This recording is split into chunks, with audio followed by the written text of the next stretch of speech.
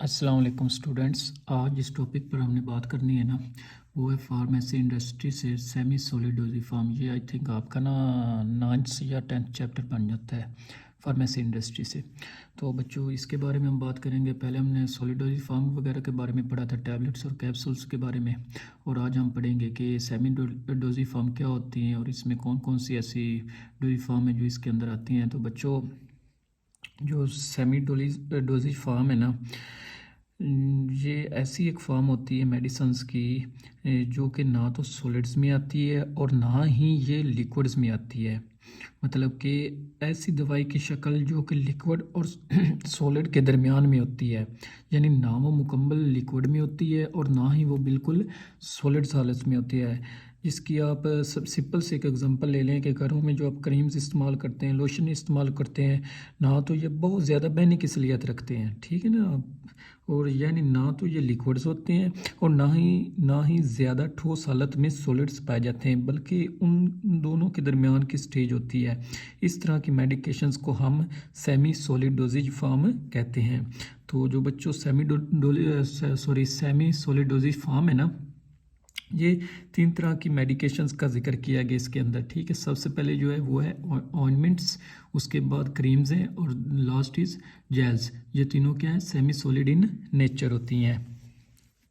उसके बाद तो बच्चों मेरे पास ना इस वक्त कुछ सेमी सॉलिड डोजेज फार्म है जिसमें आपके पास इस तरह की क्रीम्स आती हैं। मतलब कि ये देखें, मैं अभी ना आपको दिखाता हूँ कि ये एक पॉलीफेक्स है, ठीक है। ये क्या है, एक ऑइंटमेंट है। उसके बाद ना बच्चों हमारे पास ये एक हाइड्रोलाइज क्रीम है। ये एक ना बच्चों मेडिकेटेड क्रीम है कि क्योंकि इसका कोई ना कोई इसके अंदर थेराप्यूटिक इफ़ेक्ट है, कोई ना कोई इसका थेराप्यूटिक यूज़ है, क्योंकि इसके अंदर कोई ना कोई एपीआई मतलब कि एक्टिव फार्मास्यूटिकल इंग्रेडिएंट यूज़ किया गया है। यहाँ पर ना मैं आपको थोड़ा जूम करके दिखाने की कोशिश करता हूँ। ये देखिए, ये तो हाइड्रोलाइज क्रीम, उसका एक नेम है, ब्रांड नेम हो गया, ठीक है। ये उसके अंदर क्या है जी, जो एपीआई यूज़ हुए वो कौन कौन से हैं, हाइड्रोकोर्टिसोन और क्लोट्रिमाजोल, ठीक हो गया। और उनके साथ साथ उनके आगे अमाउंट्स लिखी हुई कि कितना कितना वो उन अमाउंट में इस क्रीम के अंदर अवेलेबल है। तो इसी तरह बच्चों ये तो होगी ना क्रीम्स, एक मेडिकेटेड क्रीम्स होगी। इसी तरह ना बच्चों हमारे पास नॉन मेडिकेटेड क्रीम्स भी होती हैं, जो कि मतलब कि जिसको हम मोस्टली हम मॉइस्चराइज़र के लिए इस्तेमाल करते हैं। उसकी जो थिकनेस है वो एक स्मूथ थिकनेस होती है। तो जो क्रीम्स में ऑयल और वाटर होता है ना बच्चों, वो तकरीबन ऑलमोस्ट उनकी अमाउंट इक्वली होती है, ठीक है। तो जैसे मैंने अब हम सबसे पहले तो पढ़ेंगे कि ऑइंटमेंट्स क्या होती हैं ना। तो इसी तरह थोड़ा सा उसके बारे में मैं आपको पहले ही बता दूं कि जो ऑइंटमेंट्स होती है ना, उसके लिए ना हमारे पास ये एक ना मैं आपको दिखाता हूँ, ये ऑइंटमेंट अवेलेबल है, ठीक हो गया, जिसका नाम है पॉलीफेक्स, ठीक है। और ये जो ऑइंटमेंट और क्रीम में फ़र्क ये होता है बच्चों, ये मेन पॉइंट है कि जो ऑइंटमेंट होती है उसके अंदर ऑयल या फैट की मिकदार ज़्यादा होती है, जबकि इसमें वाटर की मिकदार कम होती है। और ये इसी के बरक्स अगर देखा जाए कि क्रीम्स में इन दोनों की मिकदार तकरीबन सेम होती है। मतलब कि ऑइंटमेंट के अंदर फैट जो ऑयल की मिकदार जो है वो ज़्यादा होती है बनिस्बत वाटर, और क्रीम्स के अंदर ऑयल और वाटर या फैट मतलब कि इनकी क्या होती है अमाउंट, वो तकरीबन सेम होती है। अगर हम ऑइंटमेंट की बात करें तो ये ऑयली होती हैं, वो इसलिए होती हैं क्योंकि इनके अंदर बच्चों 80% जो है ना वो वाटर प्रेजेंट होता है, सॉरी ऑयल प्रेजेंट होता है, ये फैट होती है, जबकि 20% उनके अंदर क्या होता है जी, वाटर होता है। सो ये पॉलीफेक्स है जो मैंने अभी आपको दिखाई है। ये मोस्टली हम स्किन इन्फेक्शंस के ऊपर इसका इस्तेमाल करते हैं, ठीक है ना। जो ये पॉलीफेक्स इसका काम हम इस्तेमाल करते हैं ये स्किन के ऊपर इस्तेमाल करते हैं। अगर कहीं पे कोई जलन हो या बर्न हो जाए, मतलब कि कोई चिंग वगैरह हो या इस तरह की दूसरा अपना स्किन इन्फेक्शन के लिए इसको इस्तेमाल करते हैं। इसके अंदर बेसिकली कुछ एपीआई होते हैं, मतलब कि एक्टिव फार्मास्यूटिकल इंग्रेडिएंट्स होते हैं जिनका कोई ना कोई थेराप्यूटिक यूज़ होता है। तो वो उनको मतलब कि मिलाकर ही इसको बनाया गया। तो उसमें क्या होता है जी, एक होता है मैं भी आपको जूम कर दिखाता हूँ, पॉलीमेट्रीन और पेसिट्रेसन है, ठीक हो गया। और उसके साथ साथ है पेट्रोलेटम, ठीक हो गया, बेसिट्रेडन और पॉलीमाइकीन। ये जो पॉलीमाइकीन है ना, पॉलीमाइक्सलिन, ये बेसिकली एक एंटीबैक्टीरियल होता है। और इसके साथ साथ इसका इस्तेमाल किया जाता है, मतलब कि स्किन पर कोई कट वगैरह आ जाए या बर्न वगैरह आ जाए तो उसके लिए हम इसको स्किन पर अप्लाई करते हैं। तो देखेंगे कि इसकी कंसिस्टेंसी जो होती है ना वो ऑयली है और चिपकने वाली है, मेडिकेटेड होगा। देखें ना इसकी जो कंसिस्टेंसी है ना वो थोड़ी सी किस तरह की होती है, वो थोड़ी सी ना ऑयली टाइप की होती है, ठीक है। मतलब कि बनिस्बत क्रीम्स के ये थोड़ी सी क्या होती है, चिपकने वाली ज़्यादा होती है। और जबकि जो अपना इसके बरक्स अगर क्रीम्स को देखा जाए तो उसकी इतनी कंसिस्टेंसी जो ज़्यादा चिपकने वाली नहीं होती ऑइंटमेंट्स की निस्बत। तो उम्मीद है आपको ना इसका जो ये कंसेप्ट बेसिक वो समझ आ गया होगा। तो दोबारा मैं आपको रिपीट कर देता हूँ, जो जेल्स में वाटर की अमाउंट, दूसरा जेल्स के अंदर जो है ना ऑयल की अमाउंट या फैट की अमाउंट ज़्यादा होती है वाटर की अमाउंट की निस्बत। क्रीम जेल और में बेसिक डिफरेंस ही बच्चों आपको यही है। उम्मीद है आपको ना ये डिफरेंस समझ आ गया होगा कि क्रीम्स में ऑयल या फैट वाटर की मिकदार से तकरीबन वो तीनों क्या होते हैं, मिकदार दोनों मिकदार में सेम होते हैं। जबकि ऑइंटमेंट के अंदर फैट या ऑयल्स की मिकदार वाटर से ज़्यादा होती है और जेल्स के अंदर, और जो लास्ट पर रहेगी जो जेल्स हैं, ठीक है, जेल्स के अंदर वाटर की मिकदार ज़्यादा होती है एज़ कम्पेयर टू फैट्स वगैरह, ठीक हो गया। ऑइंटमेंट्स के अंदर दोबारा मैं आपको एक बार फिर क्लियर कर दूं कि ऑइंटमेंट्स के अंदर जो फैट या ऑयल की मिकदार ज़्यादा होती है बानिस्बत वाटर, क्रीम्स में तकरीबन इक्वली होती है। और जो जेल्स हैं इनके अंदर वाटर की अमाउंट ज़्यादा होती है बानिस्बत एज़ कम्पेयर टू फैट्स। तो उम्मीद है ये आपको कंसेप्ट समझ आ गया होगा। देन है जी, दे आर यूज टॉपिकली, मतलब कि on the skin, eye surface, nasally, vaginally and रेक्टली।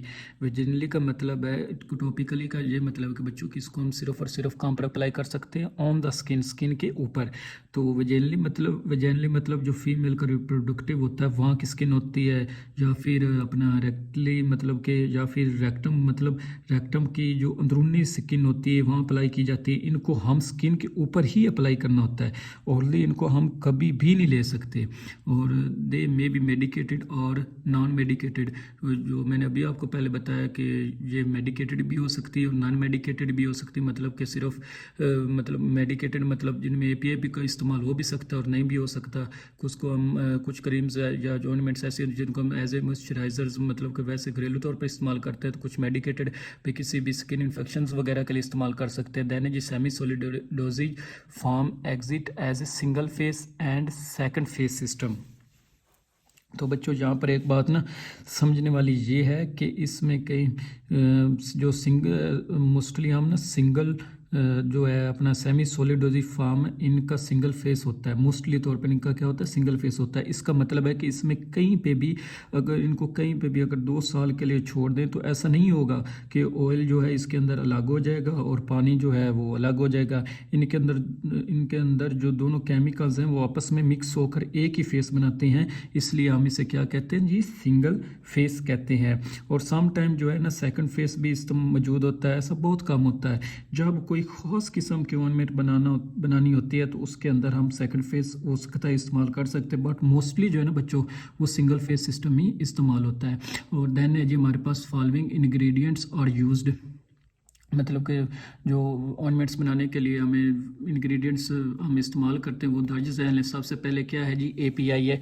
API क्या होता है जी, एक्टिव फार्मास्यूटिकल इंग्रेडिएंट होता है। ये किसी भी ना ड्रग का साल्ट होता है। जैसा कि अब मेरे पास ये एक हाइड्रोलाइज क्रीम है, इसका अब ये जो हाइड्रोलाइज है ये इसका एक ब्रांड नेम है। जबकि उसके अंदर जो एपीआई है वो पहले भी मैंने आपको बताया है कि वो क्या क्या है, ये हाइड्रोकोर्टिसोन और क्लोट्रीमाजोल, ठीक होगा। ये इसके अंदर 2 एपीआई इस्तेमाल किए गए हैं। और देन है जी हम इस ऑइंटमेंट्स बनाने के लिए या ये सेमी सॉलिड डोजेज फॉर्म में कुछ प्रेजर्वेटिव्स जो हैं वो डालते हैं। वो किस लिए डालते हैं, इनका क्या फंक्शन होता है, ये वो चीज़ें होती हैं जो कि इसलिए डाली जाती हैं कि दवाई में कोई मतलब कि दवाई को ख़राब होने से बच जाए, कि दवाई ख़राब ना हो। ये इसलिए डाली जाती हैं कि दवाई ख़राब ना हो, बिल्कुल ख़राब ना हो, इसमें कोई इन्फेक्शन ना हो, जरासीम ना लगे, ताकि जो मेडिसन है उसको हम अपनी मेडिसन को लंबे अरसे तक प्रोटेक्ट कर सकें। तो उसके तौर पर कुछ केमिकल्स इसमें डाले जाते हैं। तो बच्चों नेक्स्ट है जी हमारे पास एंटीऑक्सीडेंट। तो इसको समझने के लिए आपको सबसे पहले ये पता होना चाहिए कि ऑक्सीडेशन क्या होता है। तो बच्चों, ऑक्सीडेशन एक ऐसा अमल है जिसमें हमारी बॉडी के अंदर फ्री रेडिकल्स बनते हैं। ऑक्सीडेशन के अमल में हमारी बॉडी के अंदर क्या बनते हैं जी? Free radicals.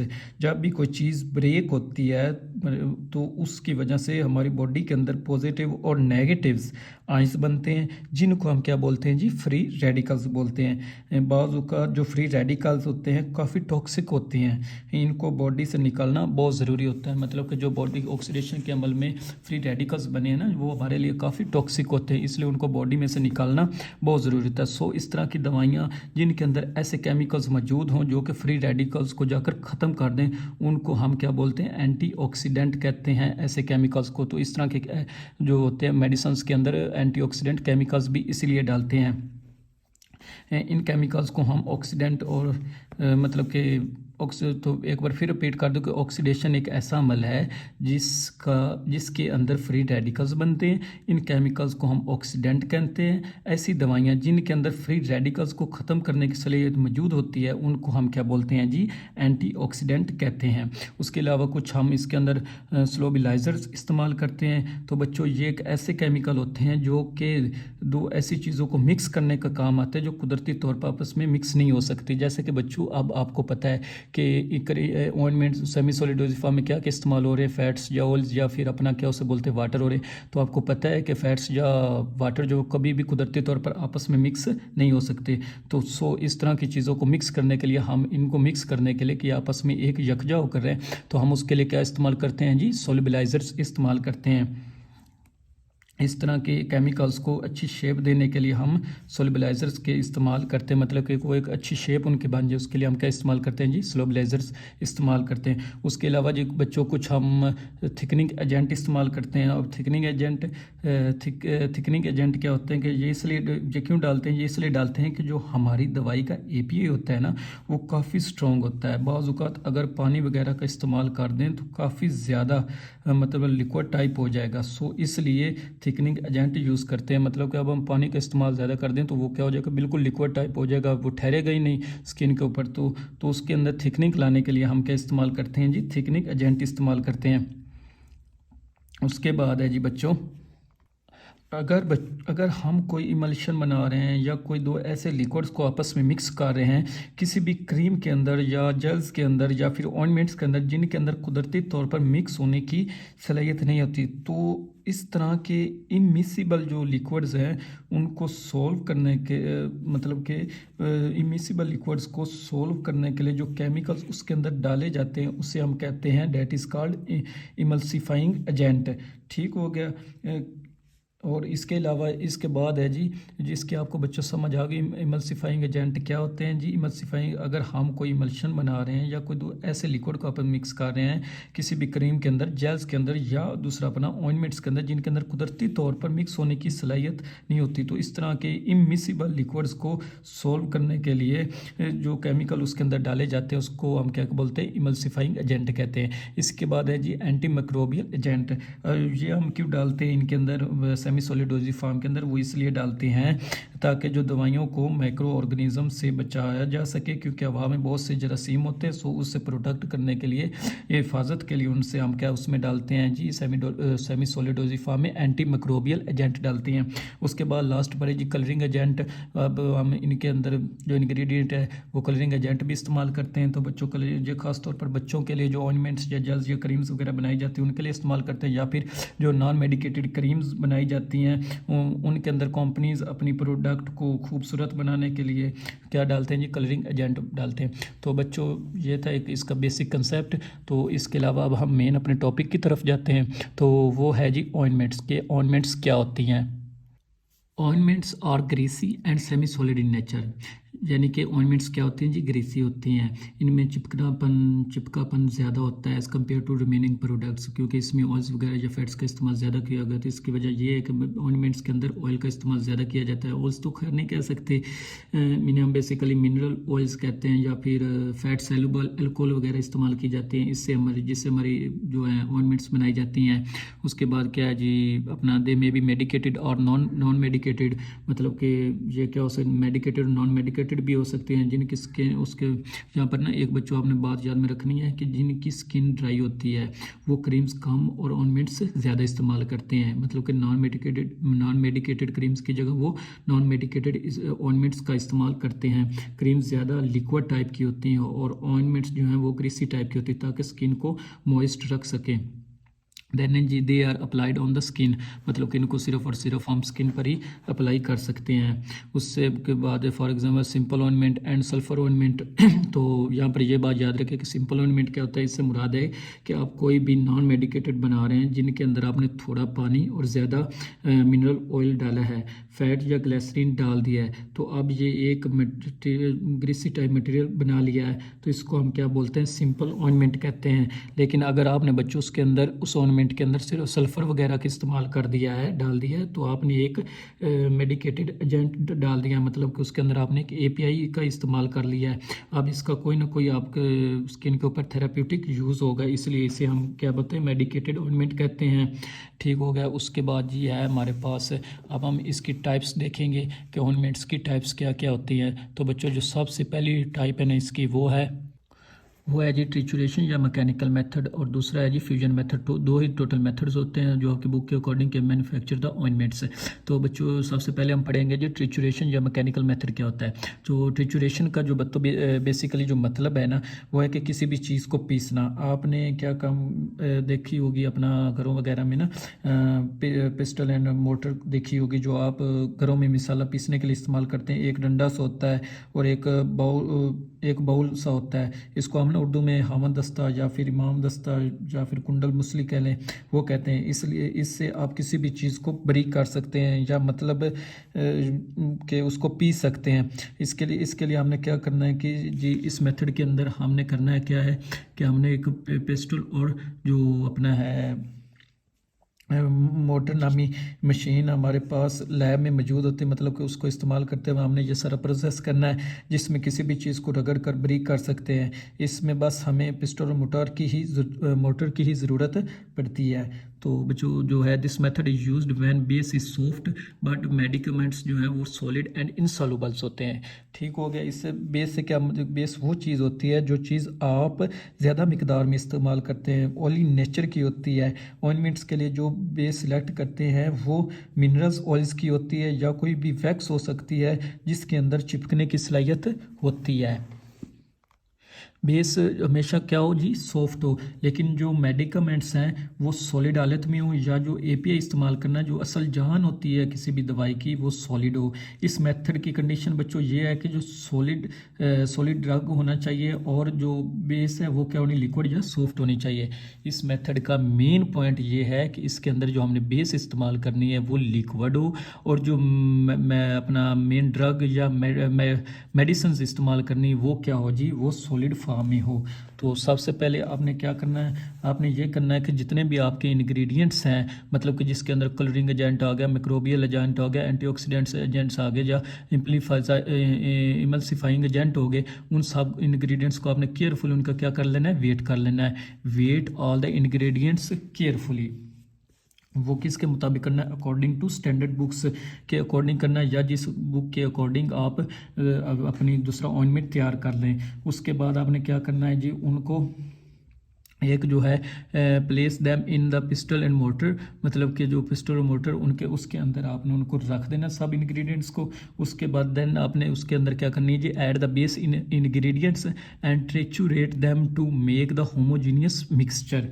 उसके बाद आपने ये करना है बच्चों के बेस को तमाम इंग्रेडिएंट्स के ऊपर डाल देना है। उसके बाद उसे अच्छे से मिक्स करना है। पहले थोड़ी सी बेस डालनी है, ठीक है ना, सारी बेस नहीं डाल देनी, थोड़ी सी बेस डाल देनी, फिर उनको अच्छे से मिक्स करना है ताकि आपका जो अच्छे से ड्रग है को या अपने केमिकल्स को मिक्स कर सके, इसलिए आपने थोड़ी सी बेस डालनी है। उसके बाद आपने क्या करना है जी, जो रिमेनिंग बेस हो उसको आपने क्या करना है, उसके ऊपर डाल देना है। एंड देन उसके बाद क्या होगा जी, rest of the base is added, मतलब कि जो आपके पास बेस बच गई है उसको डाल देना है। इस तरह आपका फाइनल जो वॉल्यूम है वो बन जाएगी, प्रोडक्ट बन जाएगी, और फिर उसको अपने कंटेनर में लेकर जब उसको पैक वगैरह कर लेना, और इस तरह आप उसको मार्केट के अंदर सेल कर सकते हैं। तो बच्चों जो नेक्स्ट मेथड है वो है fusion method. Melt the ointment basis by using the water bath. तो बच्चों पहला पॉइंट ये है कि इसको मैंने आपको थोड़ा समझाने की कोशिश करता हूँ कि इसमें हम फ्यूज़ करते हैं, मतलब कि हीट करते हैं इस मेथड में। और जो पहले वाला मेथड था हमारा मैकेनिकल मेथड, उसमें हम पिस्टन और मोटर का इस्तेमाल करके उसको रगड़ कर उसको हम ब्रेक कर लेते हैं, लेकिन यहाँ पर हम क्या कर रहे हैं कि इसमें हीट करते हैं। सबसे पहले हमने ऑइंटमेंट की जो बेस है ना, यानी कि जो भी फैट है या वैक्स है या मिनरल ऑयल है, उनको मेल्ट कर लेना है। उनको जब मेल्ट करना है, ये मेथड उस वक्त इस्तेमाल करते हैं जब जो हमारी बेस है वो सॉलिड फॉर्म में होती है। जैसा कि हम कैंडल्स देखते हैं बच्चों, मोमबत्तियों के अंदर जो वैक्स होती है वो हार्ड होती है। अगर इस तरह की वैक्स इस्तेमाल कर रहे हैं जो जहर है कि ट्रिचुरेट नहीं कर सकते, जिसको ट्रिचुरेट नहीं कर सकते मतलब कि रगड़ कर ब्रेक नहीं कर सकते क्योंकि वो हार्ड होती है, तो इस तरह की बेस को हम वाटर बाथ में रख कर मेल्ट कर लेते हैं। ठीक है, करना पड़ेगा उसको इसलिए। और उसमें हम क्या करेंगे, वाटर बाथ में रख कर उसको हम क्या कर लेंगे, मेल्ट कर लेंगे। अब वो तो बच्चों यहाँ पर आपको समझना होगा कि वाटर बाथ क्या होता है, तो इसका भी कंसेप्ट होना चाहिए। तो बच्चों मिसाल के तौर पर पानी का कोई भी बाउल आप बाहर के चूल्हे के ऊपर रख दें और उस चूल्हे के अंदर फिर अपनी प्लेट या किसी भी एक छोटे से बाउल के अंदर अपनी फ़ैट को डालकर रख दें। ऐसा रखें कि जो पानी का लेवल है कि जो आपने अंदर मतलब कि बर्तन रखा है उसके लेवल से नीचे नीचे रहे। उससे क्या होगा कि जो डायरेक्ट हीट है वो पानी तक जाएगी और पानी गर्म होगा। पानी गर्म होगा तो उसके ज़रिए जो हीट है वो बेस तक जाएगी। तो ये मेथड इसलिए इस्तेमाल करते हैं ताकि जो भी केमिकल या बेस है उसके ऊपर डायरेक्ट हीट अप्लाई ना हो, यानी कि जो भी आपका केमिकल या बेस है उसके ऊपर डायरेक्ट हीट अप्लाई ना हो और वो जल ना जाए। अगर डायरेक्ट हीट अप्लाई होगी तो साफ ज़ाहिर है उसने जलना ही है ना, तो इसलिए ये इसीलिए मेथड अप्लाई करते हैं ताकि वो डायरेक्ट हीट ना जाए और वो जल ना सके। जब बने इस तरह तो बच्चों आपको ना बने बनाए भी मार्केट में ना जो अपना वाटर बाथ है वो मिल सकते हैं। इसके ज़रिए हम जो हार्ड बेस को मेल्ट करके सॉफ्ट कर लेना है इससे इस तरह। तो उसके बाद जो नेक्स्ट पॉइंट है वो है जी first add the base having the high melting point. मतलब कि सबसे पहले अब हम कोई भी अपना ऑर्नामेंट बना रहे हैं तो उसमें हमें साफ ज़ाहिर दो बेसिस भी या दो से ज़्यादा बेसिस भी हमें डालनी पड़ सकती हैं। तो सबसे पहले हमने उस बेस को अपना बेस को मेल्ट करना है जिसका हाई मेल्टिंग पॉइंट है। ठीक है, बनिस्बत उसके जिसका जो है मेल्टिंग पॉइंट है लो मेल्टिंग पॉइंट है। वो इसलिए करेंगे क्योंकि अगर उसको हम हाई वाली को पहले करेंगे तो और लो वाली को बाद में करेंगे तो इस तक जो हाई है लो के मेल्ट होने तक वो भी दूसरा अपना मेल्ट हो जाएगी। और अगर हम लो को पहले कर लेंगे अपना मेल्ट वगैरह और हाई को बाद में करेंगे तो हाई के होते होते उस वक्त तक जो दूसरी है अपना बेस वो तो जल जाएगी। इसी तरह सो हमने क्या करना है कि first add the base having the high melting point and then add the base having the low melting point. उसके बाद हमने क्या करना है, जब इसको बेस को मेल्ट कर लेना है तो उसके ऊपर हमने क्या करना है, then add the drug and other ingredients. तो जो हमारा मेन एपीआई है, ये ड्रग है, और उसके अलावा जितने भी हम उसमें इंग्रेडिएंट्स इस्तेमाल करते हैं एंटी मिक्रोबियल हैं जो भी हैं पीछे आपने पढ़ा है, तो उन सब को आपने क्या करना है उसके अंदर डाल देना, ऐड कर देना। देन हमने क्या करना है कि इसको cool them by constant steering. उसके बाद हमने क्या करना है, ठंडा करेंगे और स्टीरियर करते रहेंगे ताकि जो केमिकल या हमारी बेस या इंग्रेडिएंट्स हैं वो अलग अलग ना हो और अच्छे से आपस में वो क्या हो जाए जी, मिक्स हो जाए। इसके बाद हम क्या करेंगे उसके अपने उसको एक कंटेनर में सेव कर लेंगे और फिर इस तरह पैकिंग वगैरह कर कर हम उसको मार्केट में सेल कर लेंगे। तो सो बच्चों ये आप कॉन्वेंट्स वाला जो है अपना चैप्टर कंप्लीट हो गया। जो आपके बुक के अकॉर्डिंग जितना भी सिलेबस है इसके टॉपिक रिलेटेड वो कंप्लीट हो गया। इंशाल्लाह हम नेक्स्ट क्रीम्स वगैरह के बारे में पढ़ेंगे। और अगर वीडियो अच्छी लगी हो तो प्लीज़ अपने क्लास फेलो से दोस्तों से लाजमी शेयर कीजिएगा। और इंशाल्लाह अपना बहुत जल्दी ये वाला जो फार्मेसी इंडस्ट्री का है ना अपना सिलेबस ये कंप्लीट कर लेंगे और उसके बाद हम दूसरा अपना हॉस्पिटल फार्मेसी वगैरह के बारे में स्टार्ट करेंगे। तो तब तक के लिए इजाज़त दीजिए, अल्लाह हाफिज़।